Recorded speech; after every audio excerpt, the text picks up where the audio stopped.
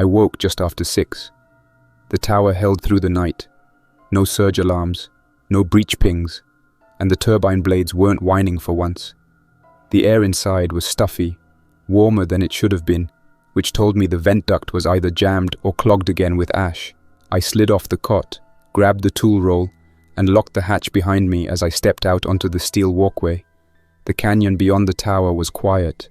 Nothing moved across the black stretch of the fire zone. The bridge was still intact. That's what mattered. From the top of the stairs, I could see the solar panels on the south side already drawing light. Though one of them looked half covered in soot, I made a mental note to sweep them off after the coil check. The main capacitor bank had cooled overnight, which was good. Cool coils meant the gun hadn't discharged while I was asleep. That thing burns power fast when it fires, and if the tower's battery stack drops too low, I have to ration every amp just to keep the cameras running. Bridge 41 stretches across a canyon that didn't exist before the fire zone was bombed flat. The ground cracked wide open after the third saturation wave, and whatever runoff was left behind turned to sludge. Melted asphalt, plastic, trash, bone. Some days you can hear it shifting under the bridge, thick and slow like oil sliding through broken concrete. If you've never smelled it, I can't explain. Closest thing would be sunburnt plastic with something dead underneath. I made my rounds, starting with the railgun coil. The casing was still sealed, the panel lights were green, and the alignment rods hadn't shifted, but the insulation around one of the power lines had started peeling. The sun and heat were breaking down the outer jacket, so I flagged it in the log and wrapped a temporary seal over the exposed section. Not ideal, but better than risking a short. On the outer deck, the wind was steady and dry. I scanned the edges of the fire zone through the monocular, sweeping from west to east across the black terrain. Nothing moved, just the usual ripples of dust where hot ground met cold morning air. I stopped every few feet to listen. No echoing groans, no rattling gear, no scrapes. The burned ones don't move fast, not anymore. Most of them got caught in the flame drops, roasted alive or left half melted. They walk slow now, dragging limbs, flesh cracked from heat and exposure. But they still react to sound. Anything deep and steady sets them off. Generator hum, gunfire, high-frequency pulses from the coils. That's how they find you. Not by smell, not by sight, by noise and movement. I finished my check and ducked back inside. The internal monitors showed a clean readout. No pressure triggers, no proximity beacons hit. Nothing flagged on the motion net. The thermal camera on Sector 3 was fuzzing again, but I already knew the lens cap was warped from that lightning strike last month. Just another thing waiting for a replacement part I probably won't get for weeks. Just after 8, I heard boots on the steel. David came up from the east stairs, pack strapped, sidearm holstered, radio hanging off his belt. He was already dressed for travel. I didn't ask where he was going. I knew. He'd been prepping for a resupply run since yesterday and didn't say much while he was packing. I figured he wanted out for a few days, and I didn't blame him. Camera 3's still glitching, I told him, not looking away from the battery console. He shrugged off his pack and set it down with a soft thump. I'll bring back a new scope if I can. They said the depot has spares. I glanced at him. Make sure you route through the dry wash instead of the old power road. That place is crawling again. I saw a pack drift across it 2 days ago. Already mapped my route, he said, taking the foothill track west, then circling in through the grain silo loop. Safer path, little slower. He didn't mention bringing anything back for me, but I didn't need him to. He always brings what's needed. Fuel canisters, water cartridges, cable spools. There's an unspoken system between us. By the time he disappeared down the trail, I was alone again. The silence settles fast out here. It wraps around everything once the boots and chatter are gone.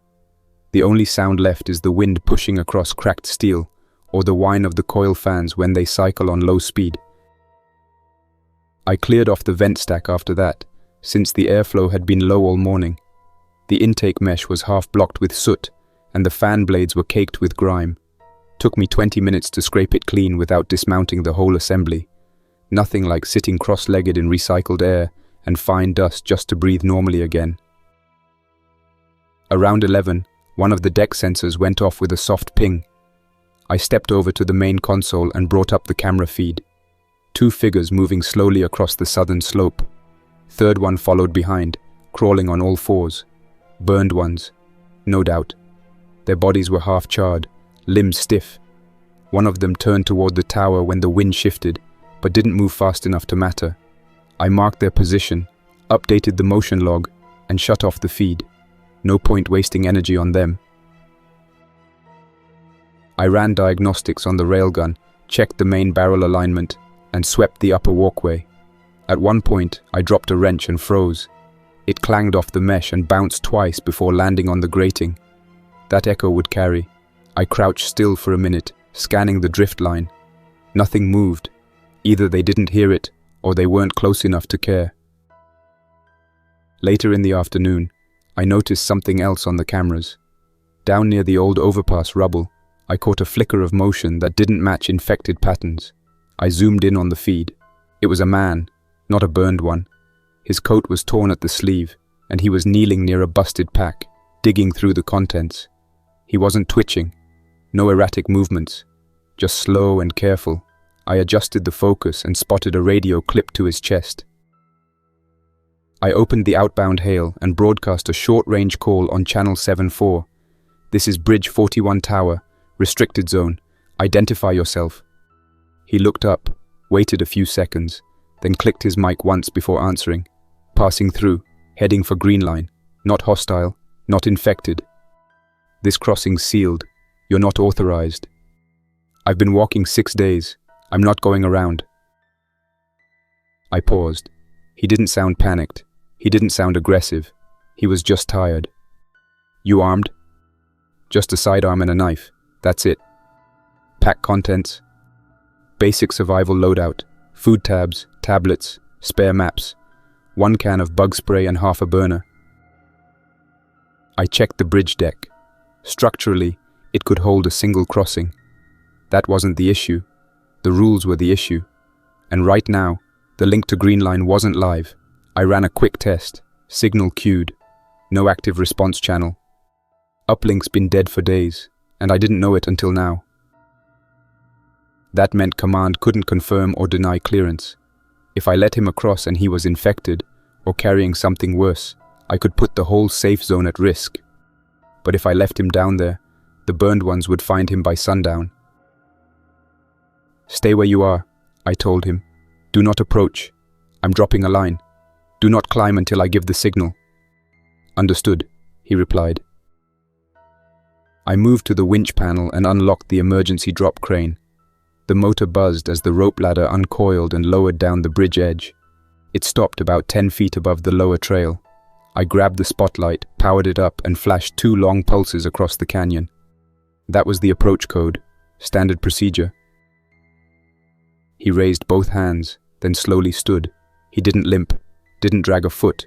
He looked up, tracking the light, and adjusted the strap on his pack. I watched every move. I didn't reach for my weapon, but I was ready to. I had seen too many people lose everything because they trusted too fast. The bridge deck groaned in the wind, and the tower creaked as the turbines shifted. I scanned the horizon again before focusing on him. Still no movement in the fire zone. Just him and the quiet. He approached the rope ladder slowly, tested the first rung, then started to climb. His movements were controlled, deliberate, not the erratic twitching of a half-turned carrier. I watched his grip. He didn't fumble or shake. When he reached the top of the climb, he paused near the hatch, looked at me, and waited. I didn't say anything. I just opened the outer gate and stepped back to give him room. Up close, he looked worse than he had on the camera. His eyes were red from dust, his face sunburnt and cracked around the edges of his mouth. His boots were mismatched. One looked military grade, the other looked patched with rubber from a tire tread. The patch job was holding, but barely. He carried himself like someone used to long walks in bad terrain. He spoke first. Thanks for not lighting me up. He rubbed the back of his neck, then added, Figured I'd get vaporized the second I crossed the slope. I looked him over once more and replied, "You're not across yet. Tower is separate from the Greenline." I pointed toward the small bench near the storage wall. "Sit. Drop your pack. You're getting checked." He followed directions without complaint, dropping his gear to the floor and sitting on the metal bench. I pulled on gloves and opened the side drawer near the wall, pulled out the detector wand, a thermal probe, and the basic blood test kit. I didn't run deep scans. I wasn't a lab, but I knew the signs to check for. The scan wand came back clean. No trace of enhanced viral proteins on his outer clothing or gear. His temp was a little high, but nothing suspicious. No odd bruising, no dark veins. I pricked his finger with the field lancet and waited for the strip to process. All clear. "Name?" I asked. He hesitated, then said, "Raiden Foley. Used to run logistics between Rockford and St. Paul before the rails died." I nodded. That matched the type. Strong back, good boots, at least one of them. He probably knew how to repair half the gear he carried, maybe more. I said, "This isn't a safe house. You'll rest here one night max. If you're still clean, you cross tomorrow morning." He agreed without hesitation. Most of the desperate ones don't argue once they're inside the perimeter. I showed him the spare cot and a water dispenser with the last sealed jug. Then I secured the outer gate and returned to the console. The railgun's heat sinks were holding, but the battery draw had spiked earlier from the winch system. I'd need to throttle the turbine output to compensate. That meant I'd be sitting on a thinner margin if anything happened overnight. Raiden peeled off his coat and used a scrap of cloth to wipe his face. I could tell by the way he handled his things that he'd been on the road a while. No wasted movements, no sentiment. When he spoke again, he did it without trying to fill the silence. "You alone out here?" he asked. I nodded once, didn't look away from the coil readings. "My assistant's at base getting supplies," I said. "He'll be back in a few days." Raiden picked at the cracked edge of his palm and muttered, "Good gig, real quiet, bet it gets to you." He wasn't wrong, but I didn't need conversation. I needed power levels stable, sensors sharp, and infected kept on the other side of the canyon. I told him the basic rules. No unnecessary noise. No heat sources near the bridge supports, and no stepping on the primary cable tracks. He listened. No smart remarks. That earned a few points in my book. By nightfall, the wind had picked up, and one of the turbine blades was catching wrong, groaning every 30 seconds. I climbed the access hatch, checked the housing, and sprayed the bearing mount with rust inhibitor. It helped. Not perfect, but I couldn't dismount the whole rotor in this light. I went back inside. Raiden was already on the cot, not asleep, just resting with one arm over his eyes. His pack sat next to the frame, unzipped but untouched. I didn't bother searching deeper. His blood was clean, and if he had anything dangerous, he'd know better than to try it now. I sat at the console, listening to the turbines thrum. One of the outer sensors pinged again, but the feed showed only wind-blown debris. Nothing with a gate. I set the proximity alarm to silent mode and flipped open the command log. All outgoing messages were still showing as queued. The uplink cable had failed completely. If David didn't know that before he left, he was walking into the base blind. That wasn't good. No way to call for help. No way to warn about drift movement if it picked up. I logged the issue and printed a copy of the outage sheet for redundancy. Old habit. Most of the time, it ends up in a drawer. I shut off the main screen and turned on the backup solar indicators. Energy flow was trickling in, enough to keep the tower alive overnight, but not enough to fire the gun more than once. The batteries were draining faster than they should have. That wasn't a glitch. Something was pulling more than it should be. I opened the diagnostics panel, tapped into the feed controller, and ran a scan on each subsystem. Coil 2 was drawing charge even though it hadn't fired in over a week. That wasn't right. I checked the internal temp. It was 10 degrees higher than the others. A short inside the primary winding, maybe a cracked insulator. If that coil discharged by itself, it could cook the entire gun or blow the capacitor stack. I stood up, grabbed the toolkit, and headed to the service hatch. The bridge groaned slightly in the wind, but the bolts were still firm. I made it to the lower access panel, unscrewed the primary mount, and peered into the casing. Sure enough, the insulation was baked thin. Heat fractures had formed near the second loop. I didn't have a replacement, but I could reroute the charge flow through coil 1 and isolate the bad line. I slid the relay switches, cut the path, and locked the bypass into place. The panel buzzed once, then quieted. The temp dropped 3 degrees in under 5 minutes. I stayed there another 10 just to be sure. When I climbed back up, the tower's hum was softer, quieter. I marked the damaged coil with red tape and flagged it in the system. I'd need to warn David to bring back a new winding kit, or we'd be limited to single bursts until further notice. Inside, Raiden was snoring softly, boots still on. I didn't wake him. He'd walked far enough for one day. I pulled my chair close to the window and kept one eye on the southern slope. The ash line had shifted again. That meant movement in the night. Maybe minor, maybe not. By midnight, the air had cooled, and the turbines were spinning steady again. The capacitor stack had stabilized, but only barely. One more discharge and we'd lose 10% of our reserves. I noted the new power threshold and ran a last systems check. No new signals, no motion, but the noise the gun had made when I rebalanced the charge, that could carry. Just before I shut off the console screen, one of the long-range beacons pinged from the far side of the fire zone, Zone Echo 7, a static pulse, no ID, no origin, just a repeating signal at odd intervals. That zone's been dead for 5 years. Nothing should be transmitting from there, not anymore. I leaned back, stared at the screen, then logged it. I marked the coordinates, adjusted the antenna to narrowband, and muted the alert. I'd review the packet in the morning. If it was a flare call, we'd be too late to help. If it was a lure, it might bring every drifting burned one in a 10-mile radius toward this bridge. The repeating pulse wasn't loud, but the frequency band looked irregular, just enough to register on old beacon systems without tripping automated kill programs. Could be a trap, could be some half-fried repeater stuck in a loop, or it could be someone desperate enough to use dead tech to scream for help. I shut it down and slid the chair back. I wasn't going to sit up waiting for ghosts. My shift protocol didn't require manual tracking after midnight unless an alarm went active, and the tower hadn't triggered a real one since February. The cot creaked when I laid down, but Raiden didn't stir. He was out cold. I kept the battery lamp dim and let the ambient noise of the turbines blend with the distant rustle of ash wind outside the walls. I closed my eyes and waited for sleep to come, but it never really did. The knock came around dawn. Not hard, just a single bump against the tower gate, steel on steel.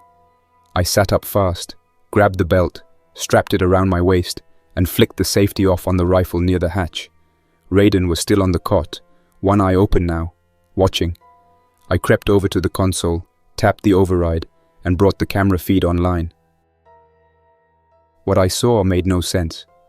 A vehicle. Not one. 3. The lead was a modified freight cart running on rubberized treads, probably refitted from a farming combine or crawler.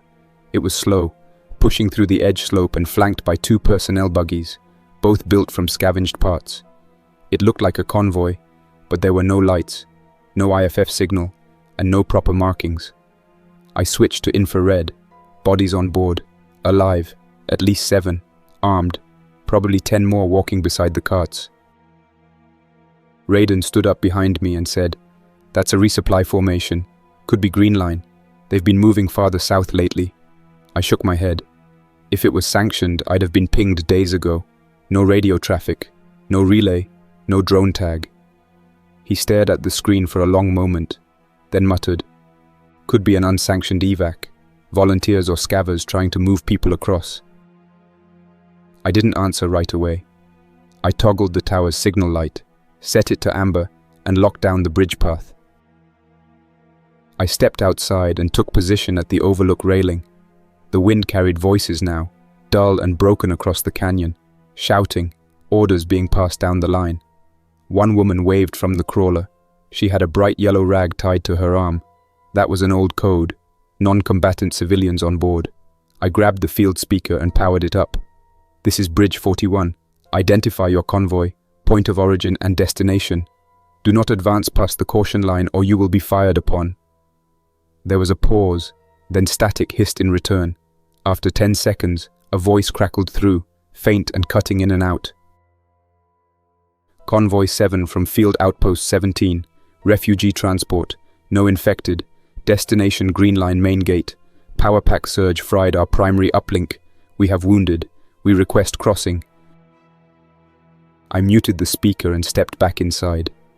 Raiden looked at me, already understanding. "You can't let them cross without confirmation."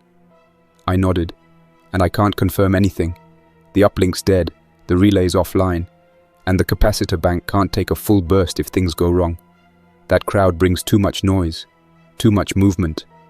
He was quiet for a second, then asked, "Can the bridge take the weight?" I ran a fast scan on the load plates. Barely. 1 cart at a time, spaced, 200 feet apart. Any more and it'll crack the decking. I fired up the main tower relay to run one last transmission test. Still dead. The only way to reach Greenline would be to send someone on foot or let the convoy in and hope they were clean. But there was no way to scan that many people from here. No med unit, no decon. Just me, a single railgun, and whatever was left of the tower's sensors. I keyed the speaker again. "Convoy 7, you are not authorized to cross. No confirmation signal received. This bridge is restricted. You will turn back or hold position until secondary confirmation arrives." The voice came back, this time sharper. "We're not turning around. We've got children and wounded. We've already passed 2 burned zones. We can't go back. You want to shoot, then shoot. But I'm not letting my people rot out here." Raiden stood near the wall, rubbing his hands together, jaw tense. "This doesn't feel right. They're not armed enough to be a raid party, and they're exposed. If the burned ones drift this way, they're going to get swallowed up." I didn't disagree, but none of that changed protocol. "I have standing orders. No cross without clearance." He raised his voice a little. "Then update your orders. The system's dead, and you're all that's left up here. If we don't act now, they die. That's on us." I stepped away from the console and stared out through the side glass.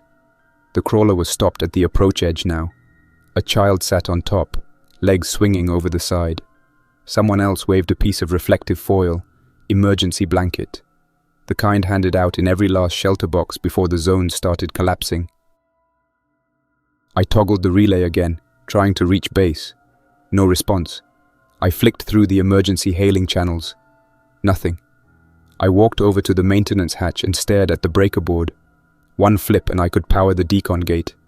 That would let me isolate a few of them at a time, run basic scans, and keep the rest outside. It would burn through a chunk of energy, but it was the only way to even try. I turned to Raiden. "You help me filter them. 1 group at a time. You stay in full gear. If anyone shows signs of infection, we lock it down." He nodded.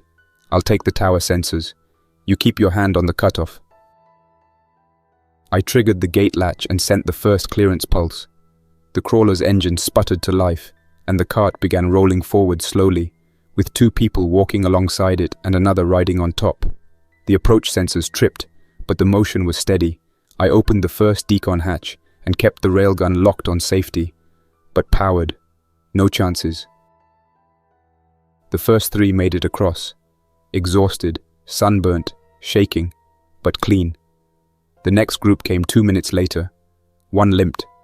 The woman beside him said he'd twisted the knee 2 days earlier. He passed the scan. Third group was 6 people. One of them was too quiet, sweating more than he should. I waved Raiden closer. He checked the eyes.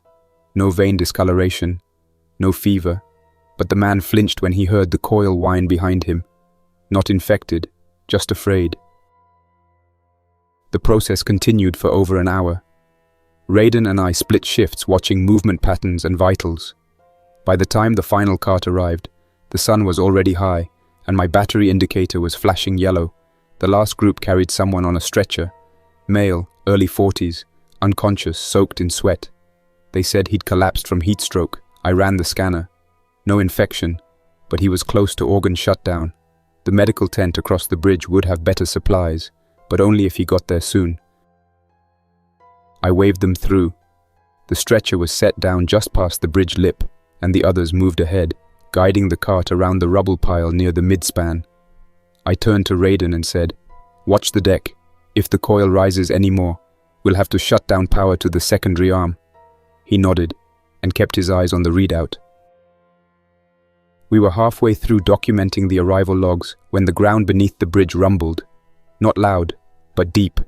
A vibration you don't hear so much as feel through your boots.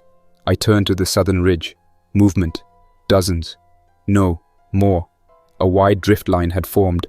At least 50 burned ones, maybe closer to 80, shambling toward the bridge. Something had drawn them.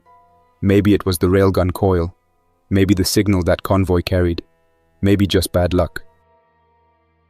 I sprinted to the console and switched the feed. The motion sensors were going red in a wave.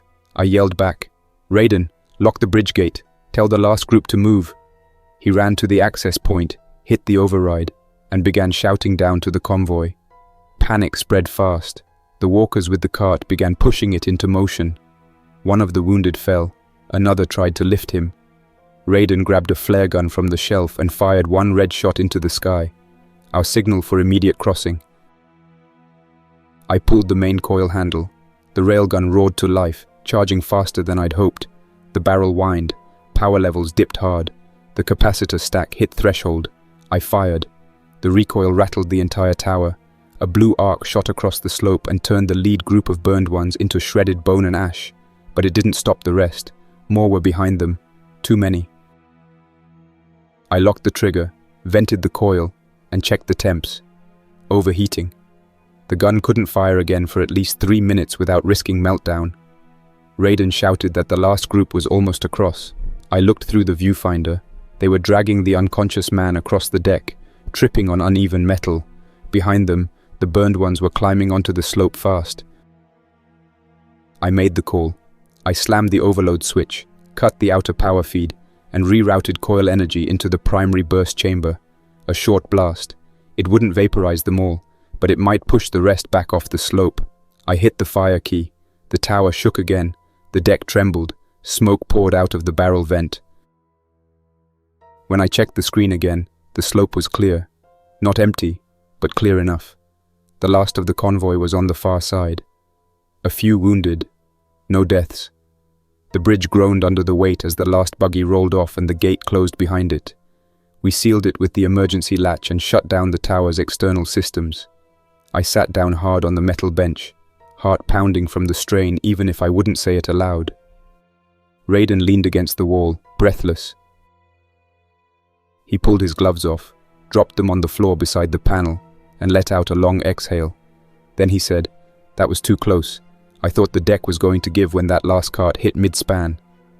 I nodded without saying anything. The weight calculations had been close. Too close. And one of the strain sensors had pinged red when the second buggy crossed the midpoint. I'd logged it, but now I had to check the beam integrity myself. That couldn't wait. "I need to check the truss plates and side braces," I told him. The last burst pulled more current than the coil could handle, and the bridge flexed more than it should have. He looked at me and said, "I'll cover the cams, you go under." I didn't argue. My head was still ringing from the discharge. I grabbed the inspection harness, clipped in the carabiner, and stepped through the maintenance hatch that led down toward the underdeck scaffold. The air under the bridge was hotter than above. Heat had been rising all morning from the scorched canyon floor. The metal smelled like it was still smoldering from the last coil discharge. As I descended along the grated catwalk, I saw stress fractures forming along the main cable anchor plate. One of the lower struts had warped. I slid my fingers along the joint and felt the heat trapped in the bolts. If I didn't cool this down soon or brace the gap, it would give under the next full weight load. I tagged it with orange marker and returned topside, sweat running down my neck. Inside the tower, Raiden had pulled up the last 10 minutes of motion feed. Nothing was moving on the slope now. The burned ones had scattered, at least the ones still standing. The railgun's coil temperature had dropped, but it hadn't stabilized. One of the vent fans was humming louder than usual, and that high whine meant the bearing sleeve was either dry or bent. Another part I didn't have on hand. "You're burning this thing out," Raiden said, not looking away from the screen. "The capacitor bank's dropping faster than it's filling, and you pushed the override too early. That second shot almost pulled the core into a feedback loop." I opened the maintenance drawer, pulled out a field clamp, and said, "It was either that or let the rest of them overrun the crossing. We can't fire again for at least 12 hours. You know that." He turned toward me, jaw clenched. "You keep running this tower like it's still backed by a full grid, but it's just you. One dog-legged coil, a cracked capacitor rack, and me. That's it. No uplink, no command confirmation, no evac protocols. And we just let 30 people through without clearance." I stared at him for a moment, then replied, "They were clean. I checked them myself. No infections, no signs." He shook his head and said, "You didn't have time to run full diagnostics, not on all of them." I stood there holding the clamp, my knuckles going white around the grip. They were dying out there. You saw it. If we turned them away, we would have been sealing their graves. That bridge still means something. As long as it's up, people get across. That's the job. Raiden scoffed and said, "That job died the day the relay stations went dark. The only reason anyone still sends supplies up here is because they haven't decided to shut us down yet." I dropped the clamp on the table and turned away. My shoulder brushed the rack on the wall where we kept the last 3 sealed medkits. The top one was missing half its contents. I'd used them the week prior when a runner came through with a collapsed lung. He never made it to Greenline. His body was buried 50 feet beyond the far gate, just off the trail. Raiden had dug the hole himself. I checked the time on the console. It was a little after noon. The solar draw was steady, but not enough to fully charge the upper battery racks. One of the wind turbines was still out of alignment. I told Raiden to stay with the tower and went to the roof with the rotation wrench. The wind had picked up, and the gusts made it hard to keep balance on the upper access rail. I anchored myself to the post and used both hands to loosen the locking pin on the west vane. It shifted back into alignment with a heavy metallic thump, and the hum of the rotation smoothed out. By the time I got back down, Raiden had started prepping the emergency rations. I hadn't eaten since yesterday. We sat at the console and chewed through a pair of protein wafers and a sealed fruit pack. The silence hung between us like static. He finally said, "You need to tell me what happens when that railgun gives out for good. We both know it's close." I swallowed the last bite, wiped my mouth and replied, "There's a backup discharge coil buried in the floor plate. It's half the output, no magnetic stabilizer, and if it misfires, it could melt half the control board. But it's something." He laughed once under his breath, not amused. "You're telling me we've been relying on a main weapon that might melt its own controls if it burps wrong?" I nodded. "That's the state of things. Been like that for a year." He rubbed his forehead, eyes closed, and said, "Then maybe we shouldn't be sitting here waiting to be cooked alive by our own damn equipment." I leaned back and folded my arms. "What do you suggest? We abandon the bridge, let the fire zone drift north. You've seen the slope. You think that line of ash and melted bone stops at the canyon. You think those things forget how to move. If this tower goes dark, it won't take them a week to find their way across." He didn't reply, just stared at the floor. An alert chirped twice on the outer sensor array. I moved back to the console and pulled the feed. It was faint. One motion marker, far ridge, about 200 yards from where the crawler had first appeared that morning. I zoomed in. Human shape, moving fast. Solo runner. Gear strapped to his back. Shortwave antenna bobbing as he moved. Raiden stepped closer and squinted at the screen. "That's not a burned. He's moving like he knows the terrain." I switched to infrared. The heat signature was steady. "He's clean," I muttered. "Maybe a straggler. Missed the convoy." Raiden said, "Could be someone from the base. Could be David." The idea hit me like a cold slap. If David was coming back, he was early. I checked the approach cams. The runner was less than a minute from the first checkpoint. I powered up the outer speaker and broadcast. This is Bridge 41. Identify immediately or hold your position. The figure stopped, turned to face the tower, and raised both arms. A faint voice came through the backup channel, crackling but clear enough. Unit David Heller, returning from Delta Base. Emergency situation. Require entry. I switched back to standard band and replied, approach confirmed. 1 minute to scan. You're clear to enter on visual ID. Raiden stood next to me, expression unreadable. David reached the gate just as I powered down the lock. His face was soaked with sweat, and he looked 10 pounds lighter than when he left. He dropped his pack hard and leaned against the inner wall, panting. I handed him a water bottle. He chugged it in 3 gulps and wiped his face with the sleeve of his jacket. Raiden asked, what happened? David caught his breath and said, base got hit, not by infected, by people, raiders or deserters. We were refueling when it started. Fires, gunshots, power lines cut. I barely got out. The command tent was gone when I passed through. I stared at him. How many survivors? He shook his head. Not many, most scattered. I came back the long way. I brought what I could. He unzipped the pack and pulled out 3 small power cells, a sealed box of spare fuses, and a folded map. No food, no new capacitor coil, no full winding kit. Raiden looked at me, voice quiet. That's it? No replacements? No med gear? David nodded. I salvaged what I could from a depot locker. The rest was stripped or burning. I picked up the map. It was marked with 3 red lines, routes back toward Greenline, each labeled with dates and numbers. One of the routes had an X slashed through it. The others had notes scribbled in the margins. High drift, looters, damaged bridge. David pointed to the bottom line. That's the only viable corridor left. If this tower holds, it becomes the last crossing into Greenline territory. I looked at Raiden. He stared at the map, then looked at me. You were right. This bridge does still matter.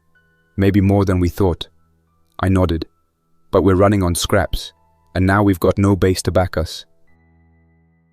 David stepped over to the console, looked at the railgun status and said, we need to fix that coil, and fast. If another wave comes through, we won't stop them twice. I looked down at the control board, my fingers hovering over the bypass switch. We'll strip the backup coil housing for usable parts. Start welding new brackets tomorrow, but I need both of you to be ready. If this thing burns out again, I'll need eyes on the slope and hands on the manual release. We got started before daylight the next morning. No breakfast, no talk, just gear. The wind had picked up again, and a layer of fine grey dust coated everything above the waistline. We covered our mouths and eyes, worked in shifts.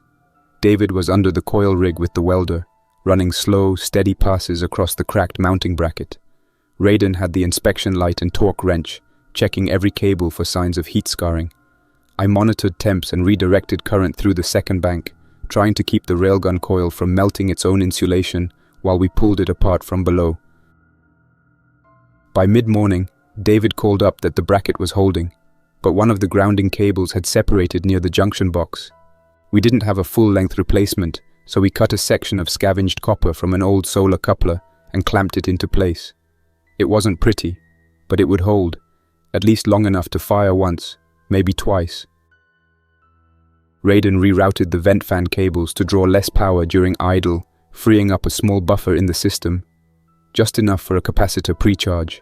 While he was doing that, I heard the first rumble, not thunder, not wind, the kind of low vibration that doesn't make sound so much as pressure, the kind that settles in your boots and makes the air feel like it's shifting. I dropped the inspection terminal and ran to the upper console. The camera feeds had already gone grainy, overloaded with motion flags. Far ridge, then middle slope, then west entry trail, all showing movement. It wasn't small groups this time. It wasn't 2 or 10 or 20. It was hundreds, spread wide across the lower basin like a flood of limbs and ash and dragging bone. Burned ones. All of them. Raiden came up beside me, saw the same feed I did, and muttered, "What triggered this?" David answered from the stairwell behind us, his voice tight. "That signal, the one from Echo 7. It was still pinging through the night. If it looped, it could have drawn every drifter for miles." I snapped my eyes to the signal log. The packet was still running in the background, a repeating pulse on a narrowband, barely noticeable, but enough. I slammed the shutdown switch and killed the transmission, but the damage was done. We watched the slope fill in like a tide. Dozens turned into a wave, and the wave grew teeth. I saw scorched figures crawling over each other, climbing broken rubble, funneling toward the bridge like they'd smelled blood. No sound, no panic, just movement. Their movements weren't fast, but they weren't slow either. Some of them were half melted, arms fused with cloth or armor plates. Others were bare bone from the waist down, still moving. Their legs didn't work right, but they dragged themselves forward in a straight line, undeterred by heat or terrain. Raiden said it before I could. They're coming for the bridge. We didn't waste time arguing. I turned to David. Get the ladder panel open. We'll route heat from the power bank directly into the charge bay. Pull every reserve cell we've got. He nodded and was already moving. Raiden sprinted down to the lower vents to start the bleed cycle. We'd need to cool the coil faster, or the heat buildup would crack the barrel. I stayed at the console and began the startup sequence. The railgun groaned to life like a wounded animal. The coil hum grew fast, that low electric whine that builds in your skull until you can't hear anything else. The charge meter climbed from red into yellow, then paused. Capacitor 2 stalled at 60%. The rerouted bracket couldn't pull full amperage. I stared at the readout and punched in a manual override, bypassing the safety limits. We'd get one full shot. Maybe. After that, nothing would be guaranteed. By then, the burned ones were within 200 yards of the bridge. The slope was thick with them, spilling across the rocks like an endless spill of broken limbs. Raiden came back into the control room, slammed the vent panel shut, and grabbed the spotter scope. They're not slowing. No sign of herd division. They're coming straight. David reappeared, grease on his face, breathing heavy. We've got one shot, maybe two. After that, we fry the core or lose the whole thing. I nodded, grabbed the fire control lever, and set the override to full manual. No automation, no delay, just a single arc and whatever came after. I watched the slope fill the screen. The leading edge of the swarm was 30 feet from the outer blast zone. I pulled the trigger. The coil fired. The sound wasn't sound. It was pressure. Light. A blast of raw air and static that cracked through the canyon like a whip across steel. The gun bucked in its housing. The slope lit up, white and blue, and the front half of the swarm exploded. Bodies disintegrated. Bones flew backward. Dust rose in a thick column that blocked the cams for almost a full minute. Then the wind cleared the air, and we saw what was left. The front ranks were gone, scattered, but more were pushing in behind them, still walking, still dragging, still moving toward the bridge. Raiden grabbed the auxiliary cable and tried to force a second charge into the coil. The meter rose slow. Too slow, David shouted. We've only got half the power we need. The next shot could short the stabilizer. I yelled back. We fire or we lose the tower. He hesitated, then pulled the lever. The second shot burst early. The power curve bent mid-charge. The railgun screamed and bucked again, but this time the console sparked. I smelled burned plastic. The screen went dark. The lights dimmed, and then the tower groaned under its own weight. We'd cracked something inside the housing. David fell back against the bulkhead, coughing. The lights flickered again. I reached for the reset panel, keyed in a hard restart, and prayed the power held. It did. Barely. The cams flickered back online, and the slope showed massive damage, but not enough. There were still dozens left, crawling, scrambling over corpses, climbing each other to reach the decking. Raiden turned to me. We can't shoot again. We've got nothing left. I didn't argue. I pulled open the storage drawer under the console and grabbed the last shaped charges we had stored. Just 3. Meant for breaching, not for this, but they would work. We ran out to the mid-deck. I planted the first charge under the primary beam, the second along the west approach. Raiden took the third to the far tower anchor point. We'd collapse part of the bridge if they crossed the center line. Not ideal, but it would buy time. Maybe. By the time we got back inside, the tower floor was hot to the touch. The coil had started leaking current through the cracked casing. One more surge and the entire rig would blow. David looked at the charge trigger in my hand and said, "You sure you want to do this? Once that goes, there's no fixing it." I stared out the window, watched the lead edge of the burned ones stumble closer, and said, "If they reach the center line, we don't have a choice." The first one hit the steel at the bridge entrance, then another, then 5. The metal groaned under their steps. I watched the camera feed tick off each marker as they moved. When the first crossed the midline, I flicked the detonator. The explosion cracked the canyon. The center beam folded inward. 2 support struts tore loose and dropped 20 feet straight down. Fire poured into the air, and the bodies on the bridge were flung in every direction. The others stopped, confused, disoriented. The path was gone. What remained of the burned ones milled at the edge of the blast zone, crowding the slope and staring blankly at the collapsed midsection. Some wandered forward, falling into the hole where the bridge had broken apart. Others turned and drifted back the way they came. Their senses dulled again without vibration or signal. Without a path to follow, they lost direction. Whatever pattern had drawn them here, it didn't matter now. The last connection between the fire zone and Greenline was no longer stable. That was the only reason we were still breathing. Inside the tower, the lights were still flickering. The railgun coil had stopped smoking, but that was because the primary coupler had melted. The housing was warped, the vent shroud half-charred. That thing wouldn't fire again, not without a full rebuild. We didn't have the time, parts, or power for that anymore. I killed the main system and shut down the console manually. The only thing still running was the battery-fed cooling fan. It hummed quietly above the cracked floor plates, working overtime for a system that no longer existed. Raiden sat across from me on the metal grate, slumped against a wall panel, his shirt soaked in sweat and ash streaked into the folds of his face. His hands were cut, grime under every nail, knuckles swollen. He hadn't spoken since we triggered the charges. David was behind me, crouched over the spare comm panel, trying to see if anything still worked on the auxiliary band. I already knew the answer. The antenna relay had cracked during the second shot. The green status light blinked twice, then went out for good. I looked over at the broken bridge span and said, "We're down to one path now. That east maintenance girder might still hold foot traffic, but carts aren't making it across anymore." Raiden shifted, groaned from the movement, and asked, "You think they'll even bother trying?" I shook my head. "Not unless they're desperate. That's a long drop if the support fails."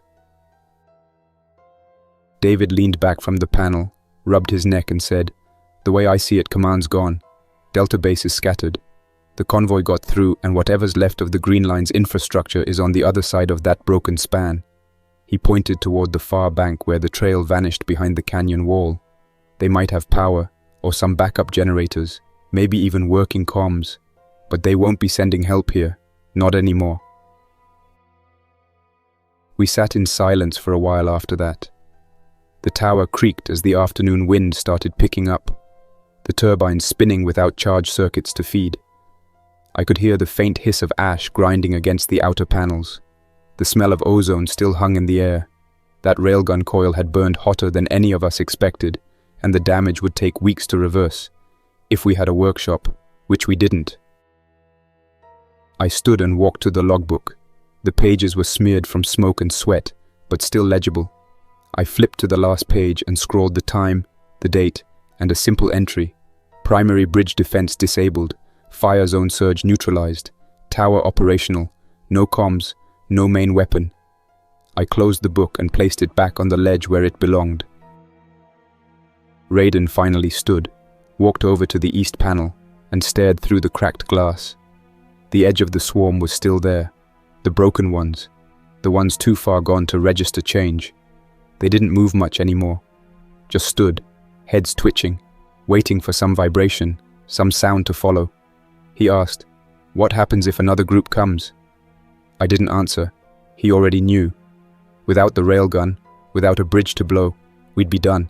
We'd have to fall back, abandon the post, hope that the Greenline could spare a response team, or maybe re-establish some kind of perimeter defense. But I wasn't leaving. Not yet. Not while the structure was still standing, and the battery bank could power the sensors. I told them both. We seal the entry, hard-lock the external gate, put the final charge under the staircase and wire it to the motion sensor. That way, if anything comes through, we get warning. David looked at me and asked, "You're staying?" I nodded. Someone has to watch the line. Even if it's broken, it still needs a keeper. Raiden stepped away from the window, picked up his pack from beside the cot, and said, "Then we'll do the prep. If the Greenline still has a signal tower, we'll find it. We'll get word out. You give me 72 hours. If I don't make it back by then, assume I'm not coming." I walked over, shook his hand. He gripped it tighter than I expected. "Be careful," I told him. He nodded once, threw the strap over his shoulder, and walked out without looking back. David stayed. He didn't say why. He just dropped his pack beside mine and started rerouting the sensor feed to the internal console.